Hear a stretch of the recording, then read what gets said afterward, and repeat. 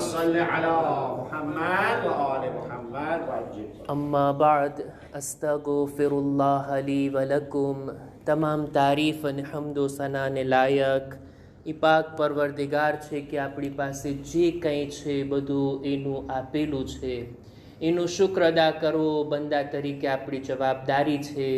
બંદો જો પૂરી જિંદગી સજદે શુક્રમાં ગુજારી દે તો પણ એની નિમતોનો શુક્રનો હક અદા નથી થતો. દુરૂદો સલામ થાય મુહમ્મદ અને આલે મુહમ્મદ ઉપર.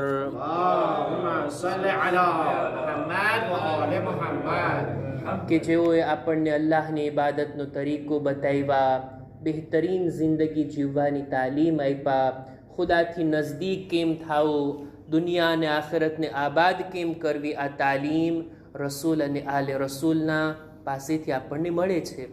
ખુતબાની શરૂઆતમાં પોતાની જાતને અને ત્યારબાદ આપ તમામ મુઅમિનીનને તકવા, પરહેઝગારી, ગુનાહોથી બચવા, નેક અને દીનદાર બનવાની ભલામણ કરું છું. નહેજુલ બલાગા આપણા ખુતબે જુમાનો વિષય છે અને નહેજુલ બલાગાની 150મા નંબરની હિકમત આપણી ચર્ચા હેઠળ છે. આ હિકમતની અંદર અમીરુલ મુમિનીન હઝરત અલી ઇબ્ન અબી તાલિબ અલૈહિસ્સલામ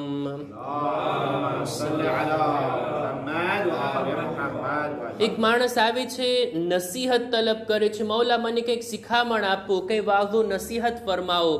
ઇમામ આ રીતના શરૂ કરે છે કે લા તકુન, આવા ન બનો. ત્યારબાદ બુરાઈઓને, બુરી સિફતોને, અવગુણોને બયાન કરે છે કે આ ચીજ ના હોવી જોઈએ, આ બાબત આપણી જિંદગીમાં ના હોવી જોઈએ.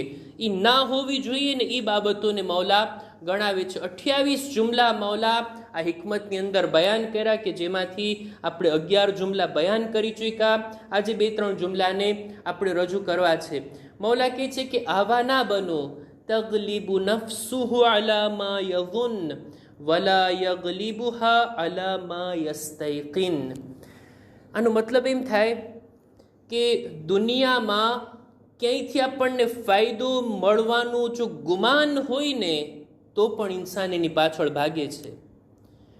આપણે માલ મેળવવા માટે જો બિઝનેસ કરીએ, ધંધો કરીએ, જે કાંઈ આપણે પૈસા રોકીએ છીએ, આપણને 100% યકીન થોડી છે, 100% યકીન થોડી છે કે આમાં પૂરેપૂરો મને ફાયદો થશે જ. ના, ફાયદો થઈ પણ શકે છે, નુકસાન પણ થઈ શકે છે. ગુમાન છે આપણને તો પણ આપણે દુનિયા માટે મહેનત કરીએ છીએ, આગળ વધીએ છીએ. દુનિયામાં કોઈ નુકસાનનું આપણને ગુમાન પણ હોય ને આપણે એનાથી ચેતીને રહીએ છીએ, દૂર ભાગીએ છીએ. આપણને તરસ લાગી છે, આપણને ખબર છે કે પાણી થોડુંક જ છે, 2 કલાક સુધી પાણી નહીં મળે, એ થોડુંક પાણી આપણે પીવા ચાહીએ છીએ. એક બાળક પણ જો કહે ને કે આમાં કોઈ ગંદી ચીજ પડી છે, આમાં કંઈ કીડો પડ્યો છે, આમાં ઝહેર છે, તો પણ આપણે બચીને રહેશું, નહીં પીશું. બાળકના વાત ઉપર પણ આપણે જરાક વિચાર કરશું. એમ નહીં પી લેશું કે આ તો છોકરું કહે છે ને હાલો ને જે થવું એ થાય પી લઈએ. ના, ઇન્સાન બચે છે, એને દૂર રાખી દે. 2 કલાકમાં આપણે પાણી વગર મરી નહીં જાશું. ગુમાન છે ને નુકસાનનું તો પણ માણસ બચે છે, ફાયદાનું ગુમાન છે તો પણ ઇન્સાન એની પાછળ ભાગે છે.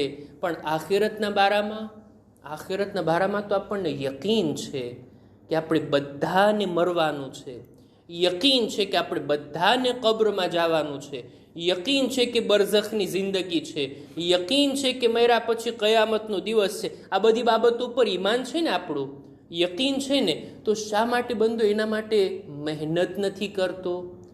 મૌલા કહે છે આવા ના બનો કે દુનિયામાં ગુમાનની પાછળ ઇન્સાન ભાગતો હોય પણ આખિરતના યકીન ઉપર તવજ્જો ના દેતો હોય. ઇબાદતો, નેક કામો, નેકીઓ, સારા આમાલ કે જે આખિરતમાં કામ આવવાનું યકીન છે આપણને. આ નમાઝો જે આપણે પઢીએ છીએ ચોક્કસ આખિરતમાં ફાયદો પહોંચાડશે. આ અય્યામે અઝા જેના છેલ્લા દિવસો છે, આઝાદારી ચોક્કસ આપણા માટે શફાઅતનું કારણ બનશે. આપણી દરેક નેકીઓ ચોક્કસ આપણને કયામતમાં ફાયદો પહોંચાડશે એનું યકીન છે. એમ છતાંય કેમ આટલી લાપરવાહી, એમ છતાંય કેમ આટલી કોતાહી? મૌલા કહે છે આવા ના બનો. ગુમાન પાછળ દોડતા હોય અને યકીન તરફ તવજ્જો ના દેતા હોય. ત્યારબાદનો જુમલો મૌલા કહે છે યખાફુ અલા ગૈરિહી બિઅદના મિન ઝંબિહ વયરજુ લિનફસિહી બિઅક્સર મિન અમલિહ. આવા ના બનો કે બીજાઓના થોડાક ગુનાહ જુએ એટલે ઓહો કરવા લાગે કે ઓ આટલા ગુનાહ થઈ ગયા, આનાથી આ ખરાબ કામ થઈ ગયું, આ હવે જહન્નમી છે. થોડાક ગુનાહ થયા છે સામેવાળાથી, આપણે તરત જ એના જહન્નમી હોવાનો ફતવો આપી દેતા હોય. પણ જ્યારે પોતાની વારી આવે, થોડા ઘણા અમાલ છે, એમ છતાંય એ લોકોને જોતા હોય જન્નતના ઊંચા દરજાઓ. મૌલા કહે છે આવા ના બનો, આ રીતનું તનાકુસ ના હોવું જોઈએ. બીજાના થોડાક ગુનાહને મોટા લેખતો હોય અને પોતાના થોડાક અમલને બહુ વધારે ગણતો હોય. આપણે તો એટલી ઇબાદતો કર્યા છે, મારા નામે અમલમાં તો એટલી નેકીઓ છે કે ફરિશ્તા લખતા લખતા થાકી ગયા હશે, એમ વિચારતો હોય. જન્નતમાં હું નહીં જઈશ તો બીજું કોણ જાશે, એમ વિચારતો હોય.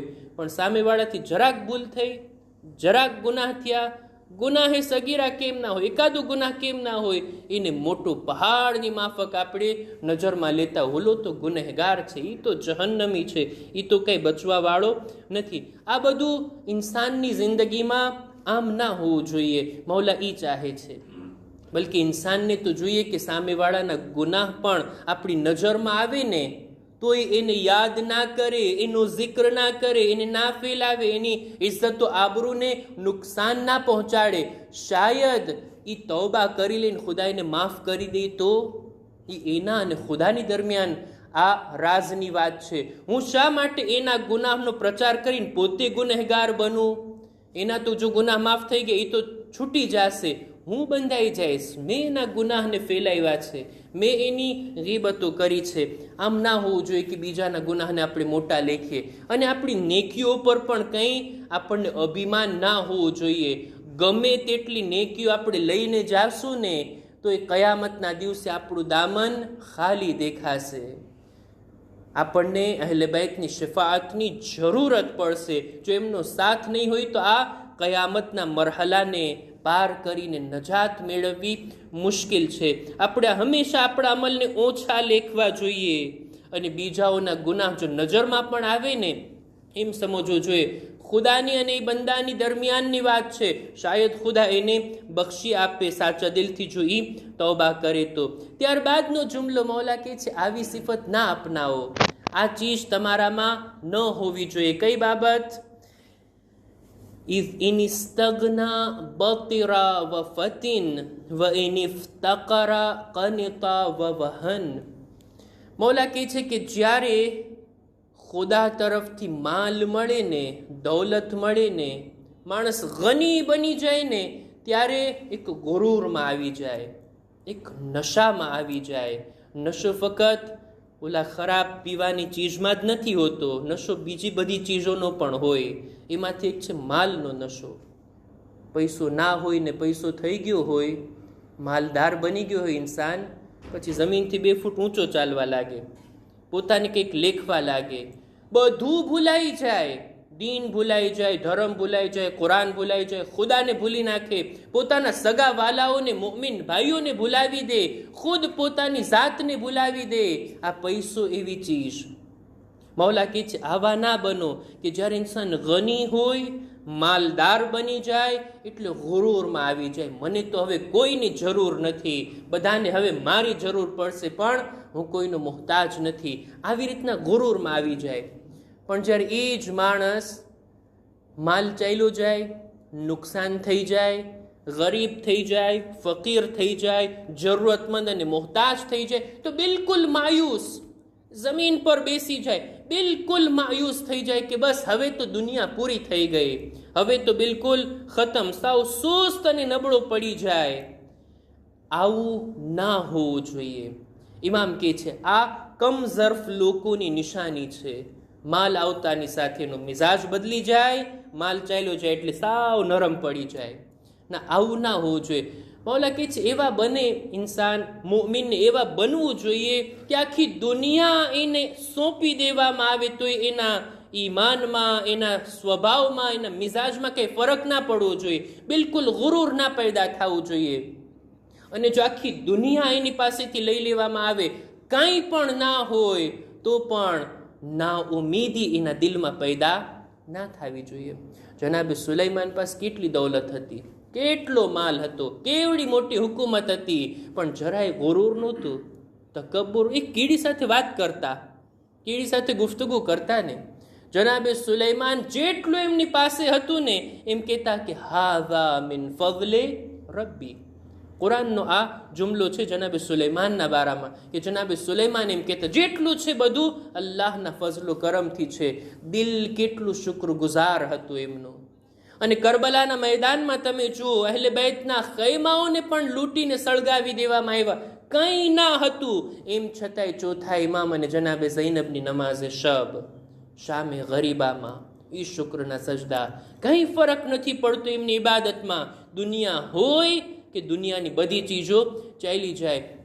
મૌલા કહે છે આવા ના બનો કે નેમતો આવે, ઇન્સાન ગની બની જાય એટલે ગુરૂરમાં આવી જાય, ચાલ્યું જાય એટલે માયુસ થઈ જાય. નહીં, બલકે આપણી ઝરફિયતને એવી વધારીએ, ઈમાન એટલું મજબૂત હોય કે દુનિયા આવે કે જાય, દિલમાં, ઈમાનમાં, આપણા સ્વભાવમાં, કેરેક્ટરમાં કંઈ ફરક ના પડવો જોઈએ.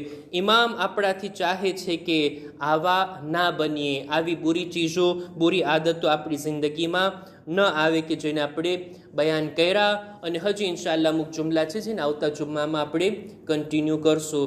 અહેકામ અને મસાઇલના બારામાં આપણી ચર્ચા હતી સજદે સહેવ. ક્યારેક આપણી નમાઝમાં નાની મોટી કંઈ ભૂલો થઈ જાય તો આપણા ઉપર સજદે સહેવ લાગુ પડે છે. સજદે સહેવ કેવી રીતના કરાય?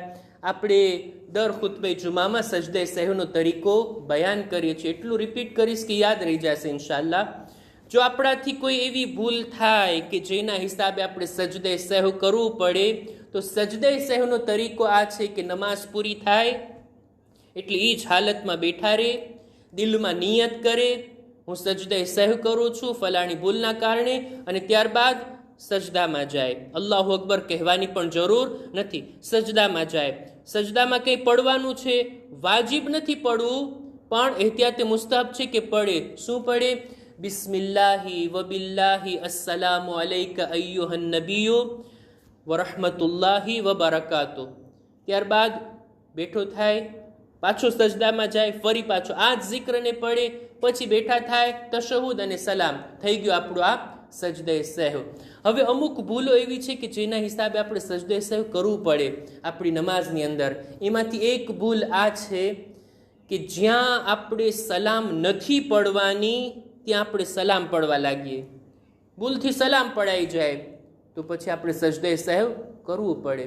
કોઈ માણસ 4 રકાતી નમાઝ પડતો હોય, 3 રકાતી નમાઝ પડતો હોય, બીજી રકાતમાં બીજા સજદા બાદ આપણે તશહુદ પડતા હોય, તશહુદ પડ્યા પછી આદત પ્રમાણે કોઈ સલામ ચાલુ કરી દે તો 3 જુમલા છે ને સલામના, પેલો જુમલો, બીજો જુમલો અથવા ત્રીજો જુમલો પડી નાખે, યાદ આવે કે ઓ હજી તો નમાઝ આપણે પડવાની છે, હજી 2 રકાત બાકીની પડવા, આ તો બીજી રકાત હતી, મારે સલામ નહોતી પડવાની, ભૂલ થઈ ગઈ છે, વાંધો નહીં. ઊભા થાય, ત્રીજી રકાત, ચોથી રકાત, નમાઝ પૂરી થાય એટલે જે આ ભૂલ થઈ છે એની ભરપાઈ એ છે કે આપણે સજદે સહેવ કરીએ. આ એક મોકો હતો કે જ્યાં આપણા ઉપર સજદે સહેવ લાગુ પડે છે. એ સિવાય બીજા પણ મોકા છે કે જેને ઇન્શાઅલ્લાહ આપણે આવતા ખુતબામાં રજૂ કરશું. ખુદાની બારગાહમાં દુઆ ગુજારીએ, પરવરદિગારા અમોને તારા દીનને જાણવા, સમજવા, અનુસરવાની નેક તૌફીક અતા ફરમા. ખુદાયા મૌલા અલી જેવા ચાહે છે એવા એમના સાચા મુહિબ અને શિયા બનવાની નેક તૌફીક અતા કર. ખુદાયા અમારા મા બાપના ગુનાહોને બક્ષી આપ, અમારી ઔલાદને નેક તૌફીક અતા કર. પરવરદિગારા દરેક મુમિનીન મુમિનાતની જાન, માલ, ઇઝ્ઝત, આબરૂની હિફાજત ફરમા. જેઓ બીમાર છે શફા અને તંદુરસ્તી અતા કર. અમારા મરહુમીનની, ખાસ કરીને આજે જે મરહુમા થયા છે, ખુદાયા તેમના ઉપર તારી રહેમત નાઝિલ ફરમા. પરવરદિગારા ઝમાનાના ઇમામના ઝુહૂરમાં તાજીલ ફરમા. અમારો શુમાર એમના સાથીઓમાં કર. રબ્બના તકબ્બલ મિન્ના ઇન્નકા અંતસ સમીઉલ અલીમ.